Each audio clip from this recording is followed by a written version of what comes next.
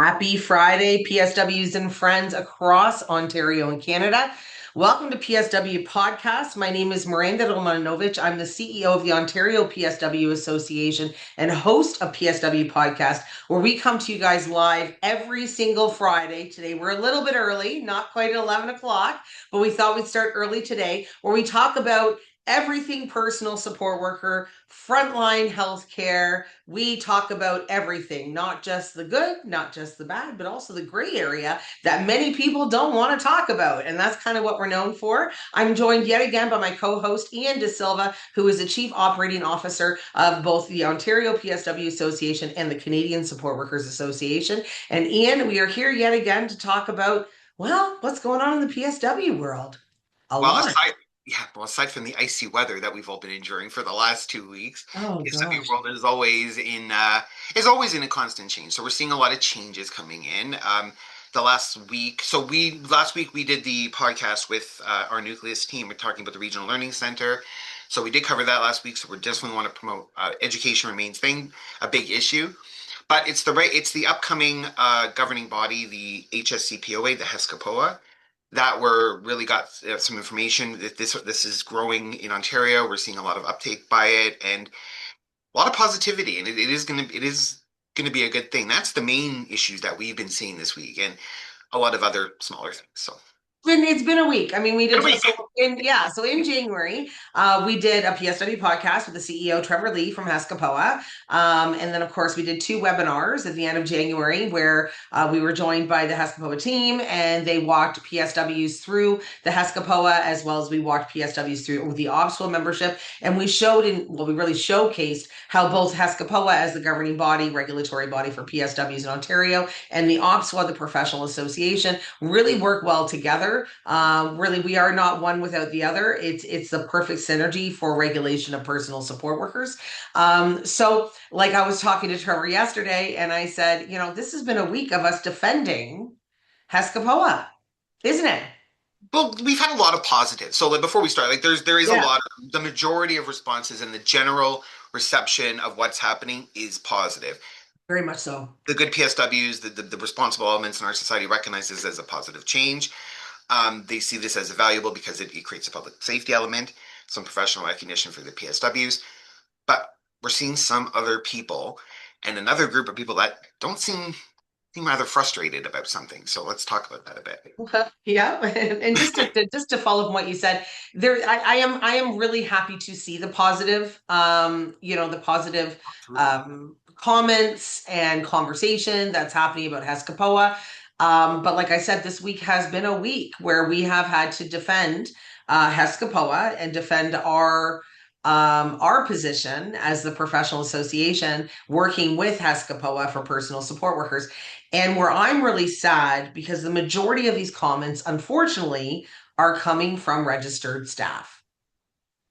And that to me was a huge surprise because when I was working as a PSW, the nurses couldn't say enough about how PSWs need to be regulated.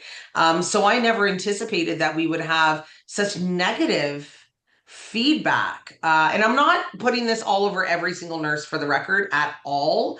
Oh, no. A lot of nurses want this for PSWs, but I think, as we're talking about this, Ian, and before we got on here, I kind of had this thought of, I don't think they fully understand what's happening because a lot of them are coming forward to us and they're saying, well, there's not enough education for the PSW. The PSW can be delegated to do anything by nurses, which is true.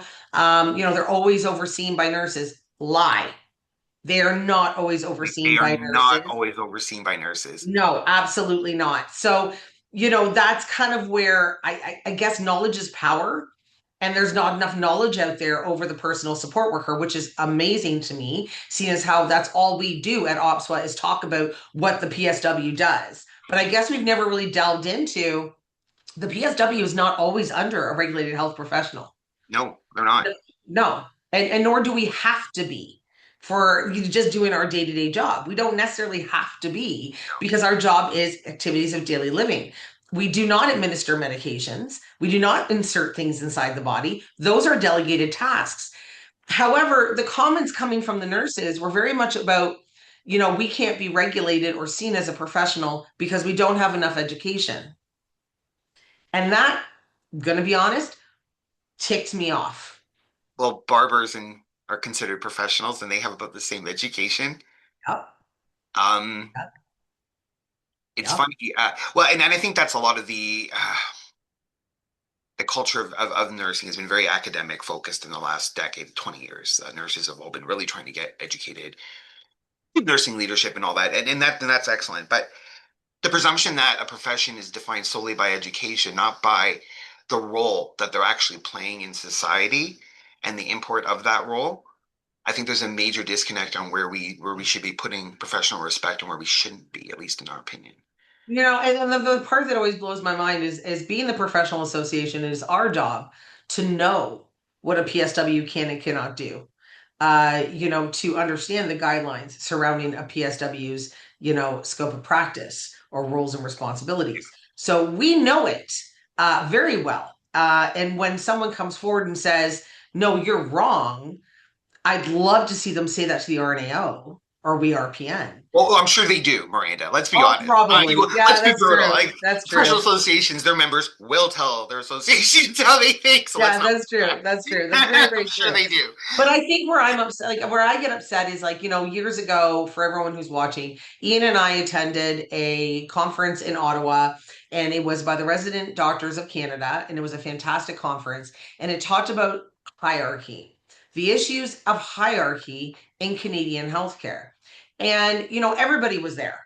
Like it was doctors, Surgeons, nurses, psychiatrists. OTs, NPs, like everybody, resident doctors, like they were all there. And we all talked about how in every single step, there's issues, Yeah, there's ego, and there's no room, there should not be egos in healthcare, just number one, which because we're taking care of the most vulnerable, the most sick.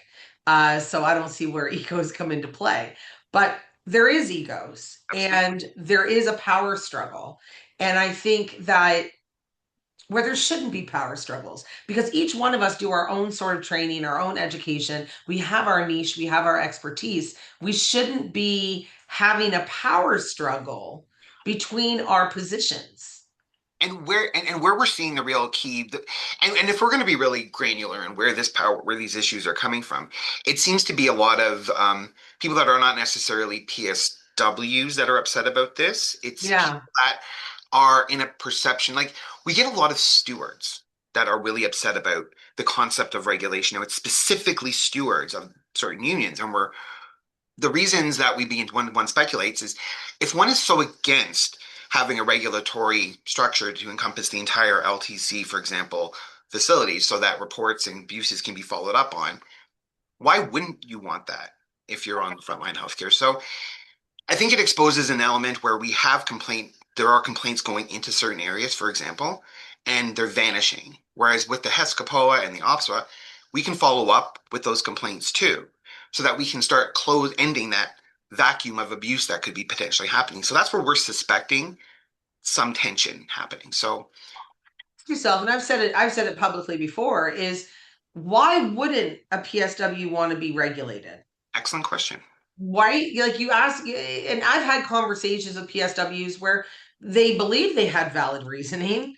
And then when I spoke to them, they went, "Oh, well, okay, maybe I don't have valid reasoning." And the reasoning was, "Oh, a cost." Okay, granted, that is an anxiety for a lot of PSWs, especially with what's happening in Alberta with the HCAs out there being put underneath the LPN college. Now, the difference here, guys, and this is where, like, going back to my earlier statement, Ian, about I don't think people understand fully what's happening. We are not being regulated underneath a college of.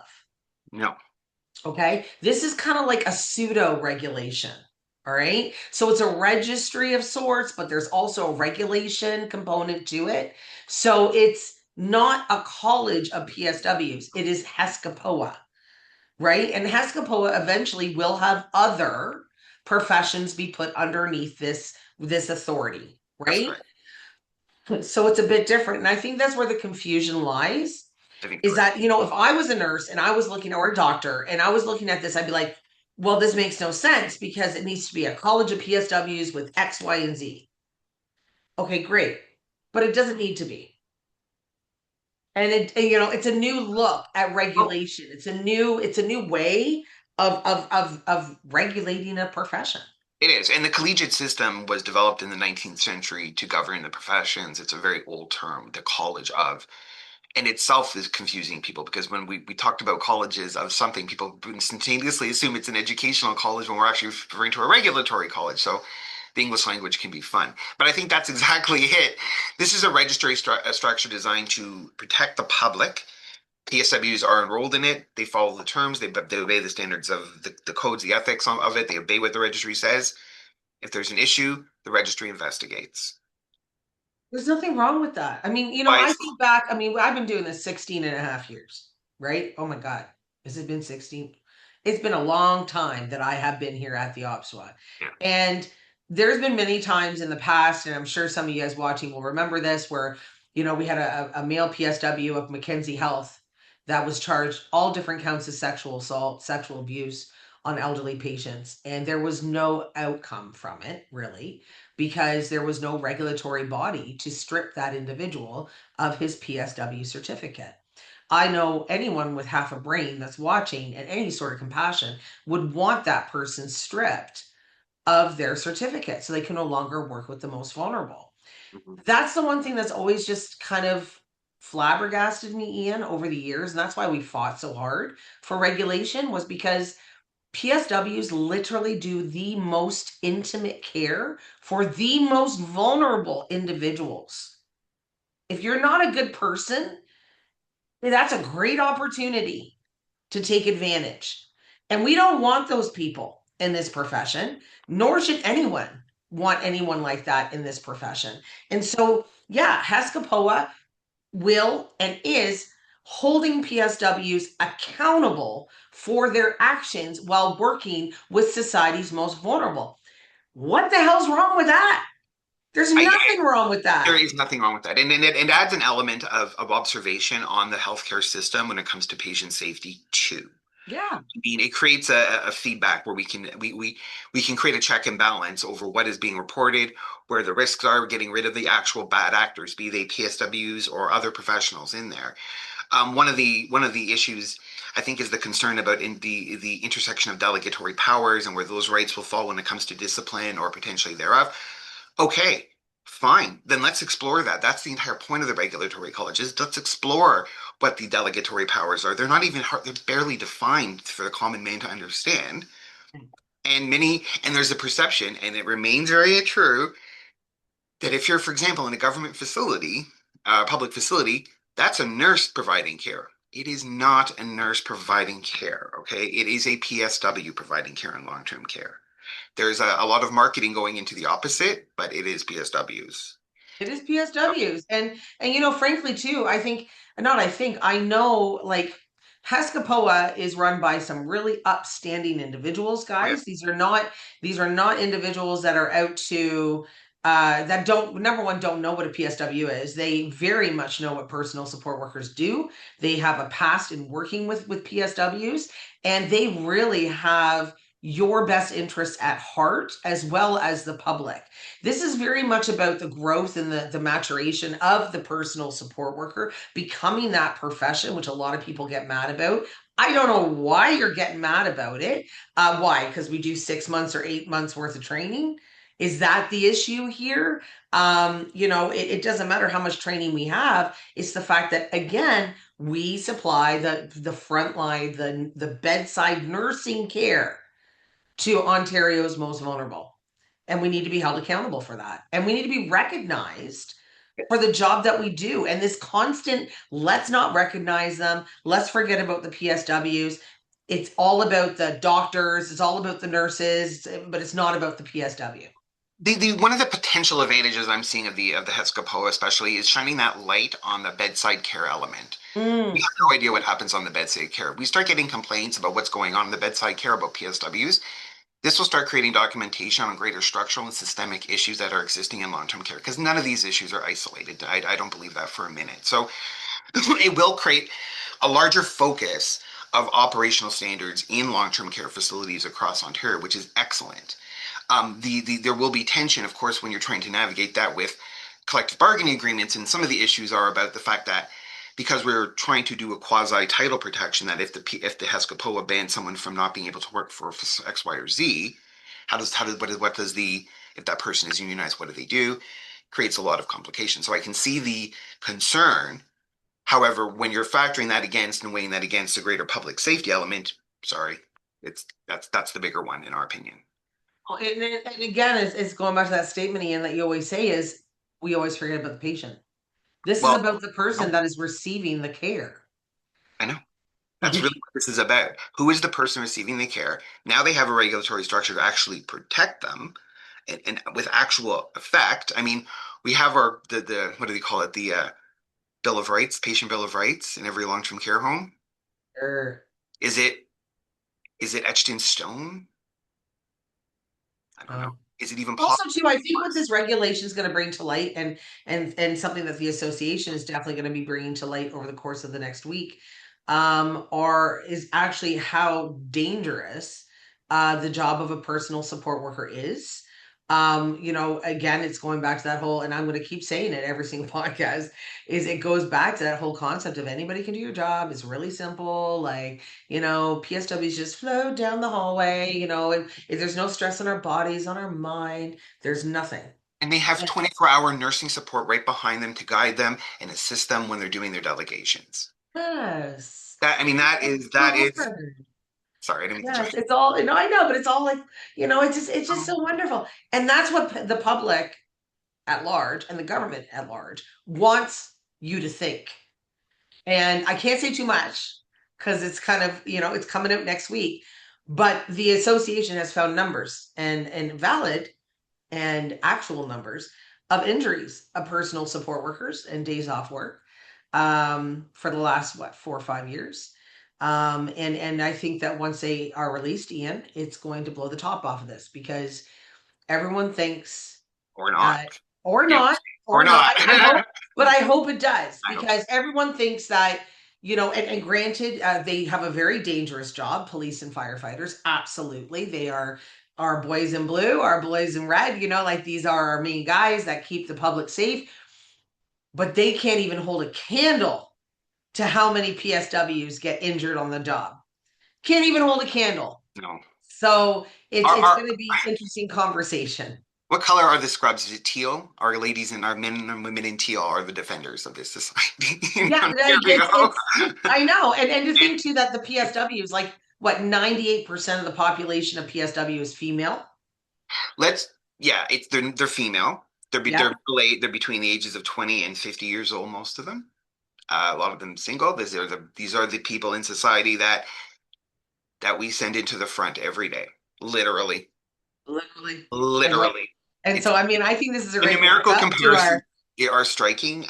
But we are in the process of having this report reviewed. One of the elements of it, though, is because of the numbers that we're looking at, the PSWs have to start investigating and looking at a little bit more of elements of reconciling risks with other areas. So I'm not going to go into that much. That was really vague, but hello, they'll make them come back next week when we well, no, actually it's not that. It's talk just about it's it. yeah, there's a huge disconnect, but I think one of the big elements that what's is going to push, which is going to help with Ontario especially, is this regulatory structure that we are doing in nowhere else in Ontario and Canada is doing it rather. So um, No, it's no, interesting. I mean, it is, But it is, it is a really, it's a very positive thing. And, at OPSWA, we're happy to answer any questions that anyone has about the regulatory body. Are there still things that we need to clarify? Yes. Are there still things we need to fight? Probably. And we're going to do those things. yes, But it's a very promising situation when we're working with them as opposed to against them, because that means that change is a very real possibility when it comes to those issues. So, I will say that if you guys, like I said, if any regulated health professionals have questions, PSWs have questions, members of the public have questions, please feel free to reach out to us directly.